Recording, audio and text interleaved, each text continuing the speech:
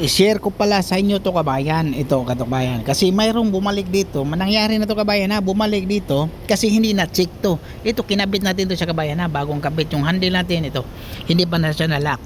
So kailangan ngayon chinik ko na siya kabayan kung okay ba, kasi minsan yung titi-titi dito kabayan, ito yung medyo maglalak siya dito sa lock, automatic lock unlock. So pag hindi mo gamitin yung remote, ibig sabihin yung remote hindi gumagana kasi may battery ito eh, mag manual ka na ngayon. So kailangan i-check mo to dito, i-open mo yan, lock, open lock, open lock. So titingnan mo rin dito pag gumagalaw ba yan siya, katulad ito i-open natin, lock, ibig sabihin center yung paglagay dito, kasi yung bumalik dito yung pag i-lock niya dito hindi, kasi yung may kuwan yan, susihan dyan siya, yung nakatusok dyan sa may pag i-open mo unlock, hindi tumama. So kailangan i-check natin yan, lalo na yung mga lahat ng sasakyan, yung pag natanggal mo yung handle automatic yan. Okay, maraming salamat kabayan, yun lang kabayan.